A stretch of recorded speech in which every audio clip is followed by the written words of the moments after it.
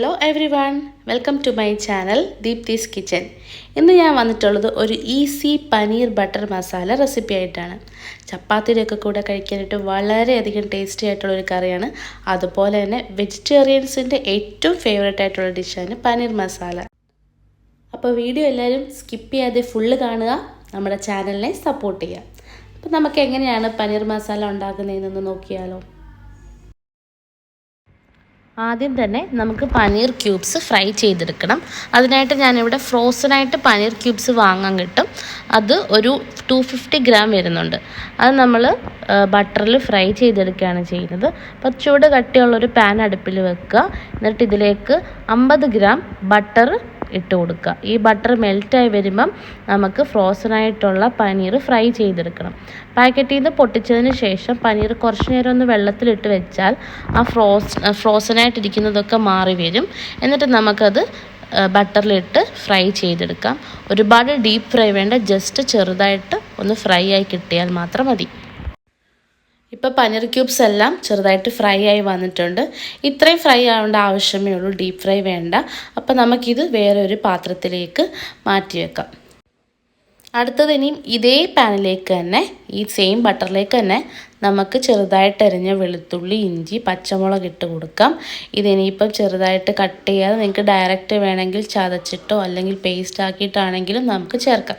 ഇതിൻ്റെയൊക്കെ പച്ചമണം മാറുന്നത് വരെ ഈ ബട്ടറിൽ നമുക്കിതൊന്ന് ചെറുതായിട്ട് വഴറ്റിയെടുക്കണം. ഇത് വഴറ്റിയെടുത്തിട്ട് നമ്മളിത് ഫൈൻ പേസ്റ്റായിട്ട് അരച്ചെടുക്കുന്നുണ്ട്, മസാലയൊക്കെ ചേർത്തിട്ട്. അതാണ് നമ്മുടെ പനീർ മസാലയുടെ ഗ്രേവി എന്ന് പറയുന്നത്. അപ്പം ഇതിൽ ഇനി നമുക്ക് സവോള ചേർത്ത് കൊടുക്കാം. ഇപ്പം ഞാൻ ചെറുതായിട്ട് ചോപ്പ് ചെയ്ത സവോളയാണ് ചേർത്ത് കൊടുക്കുന്നത്. ചെറുതായിട്ട് ചോപ്പ് ചെയ്യണമെന്നില്ല, ജസ്റ്റ് എങ്ങനെയാണെങ്കിലും നമുക്ക് സവോള അരിഞ്ഞിട്ട് കൊടുക്കാം. അപ്പം ഇതെല്ലാം കൂടെ നല്ലപോലെ ഒന്ന് വഴറ്റി കൊടുക്കുക.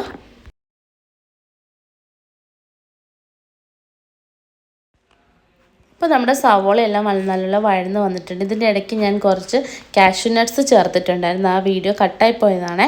നമ്മൾ ഇത് തുടങ്ങുമ്പോൾ തന്നെ കുറച്ച് കാഷ്യൂ നട്ട്സ് വെള്ളത്തിൽ കുതിർത്ത് വെക്കുക. അപ്പോൾ ഇതൊക്കെ വഴറ്റുന്ന കൂട്ടത്തിൽ അതും കൂടി ഇടുക. ഇനിയിപ്പം ഞാൻ പൊടികളാണ് ഇടുന്നത്. അത്യാവശ്യം മഞ്ഞൾപ്പൊടി ഇടുക. ഞാൻ ഒരു 1/4 ടീസ്പൂൺ മഞ്ഞൾപ്പൊടി ഇട്ടിട്ടുള്ളൂ. ഈ മഞ്ഞൾപ്പൊടിയുടെ റോസ് സ്മെല്ല് മാറുന്നത് വരെ ഒന്ന് വഴറ്റി കൊടുക്കുക. അടുത്തതായിട്ട് നമ്മൾ ചേർക്കാൻ പോകുന്നത് മുളക് പൊടിയാണ്. ഞാനിവിടെ 2 ടീസ്പൂൺ മുളക് പൊടിയാണ് ചേർക്കുന്നത്.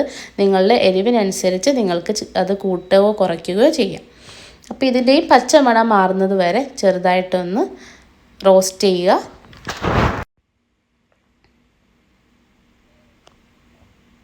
ഇപ്പോൾ പൊടികളുടെയൊക്കെ ആ ഒരു പച്ചമണം മാറിയിട്ടുണ്ട്. ലാസ്റ്റ് നമ്മൾ ചേർക്കാൻ പോകുന്നത് ടൊമാറ്റോ പേസ്റ്റാണ്. നിങ്ങൾക്ക് ഡയറക്റ്റായിട്ട് കട്ട് ചെയ്ത് ടൊമാറ്റോ ഇടാം, അതല്ലെങ്കിൽ ടൊമാറ്റോ പേസ്റ്റായിട്ടാണെങ്കിലും ഇടാം. എന്നിട്ട് അതിലേക്ക് കുറച്ച് വെള്ളം കൂടി ഒഴിച്ച് കൊടുത്തിട്ട് ഇതെല്ലാം നന്നായിട്ട് മിക്സ് ചെയ്ത് യോജിപ്പിക്കണം.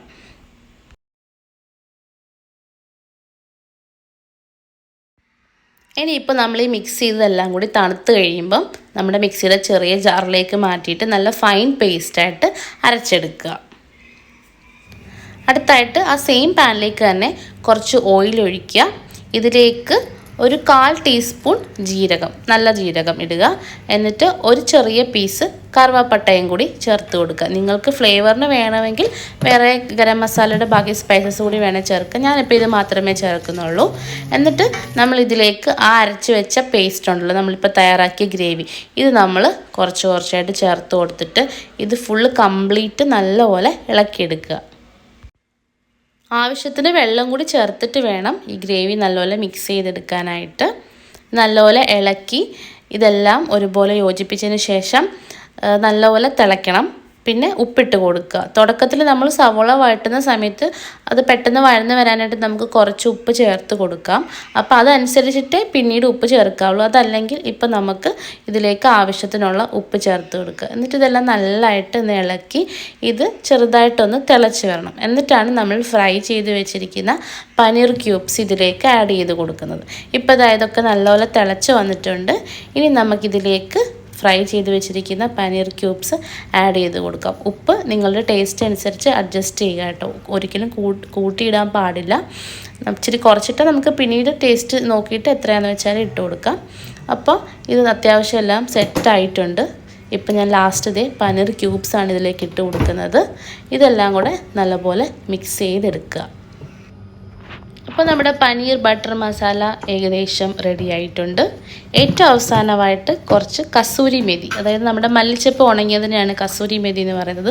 അത് നമുക്ക് ഡ്രൈ ആയിട്ട് തന്നെ സെയിം കസൂരി മെതി തന്നെ പാക്കറ്റിൽ വാങ്ങാൻ കിട്ടും. അപ്പോൾ അത് കുറച്ച് അതിൻ്റെ പുറത്തേക്ക് കുറച്ച് ഗാർണിഷ് ചെയ്യാനായിട്ട് ഇട്ട് കൊടുക്കുക. പിന്നെ ലാസ്റ്റ് ഞാൻ ചേർക്കുന്നത് കുറച്ച് ബട്ടറും കൂടി ഇതിലേക്ക് ഇട്ട് കൊടുക്കുന്നു. നമ്മൾ റെസ്റ്റോറൻറ്റിലൊക്കെ വാങ്ങുന്ന പനീർ ബട്ടർ മസാലയാണെങ്കിൽ അതിൽ ക്രീമും കൂടി കുറച്ച് സ്പ്രെഡ് ചെയ്തിട്ടുണ്ടായിരിക്കും. നമുക്ക് ക്രീം ഒരുപാട് ഇതിൽ ചേർക്കുന്ന ഇഷ്ടമല്ലാത്തതുകൊണ്ട് ഞാൻ ക്രീം കംപ്ലീറ്റ്ലി ഒഴിവാക്കിയിരിക്കുകയാണ്. നിങ്ങൾക്ക് വേണമെങ്കിൽ ക്രീം ഉണ്ടെങ്കിൽ ക്രീമും കൂടി ചേർത്ത് കൊടുക്കാം. അപ്പോൾ അതിന് കുറച്ചുകൂടി ഒരു ടേസ്റ്റ് വരുന്നതായിരിക്കും. അപ്പോൾ ഇത്രയേ ഉള്ളൂ, നമ്മുടെ വീഡിയോ കഴിഞ്ഞിരിക്കുകയാണ്. എല്ലാവർക്കും ഈ വീഡിയോ ഇഷ്ടപ്പെട്ടെന്ന് വിചാരിക്കുന്നു. അപ്പോൾ എൻ്റെ ചാനൽ ആരും സബ്സ്ക്രൈബ് ചെയ്യാൻ മറക്കരുത്. വീഡിയോ ഇഷ്ടപ്പെട്ടെങ്കിൽ ലൈക്ക് ചെയ്യുക, ഷെയർ ചെയ്യുക, അതുപോലെ നിങ്ങളുടെ കമൻസും ചേർക്കുക കേട്ടോ. അപ്പം നമുക്ക് അടുത്ത വീഡിയോയുമായിട്ട് വരുന്നത് വരെ ടേക്ക് കെയർ, ബൈ ബൈ.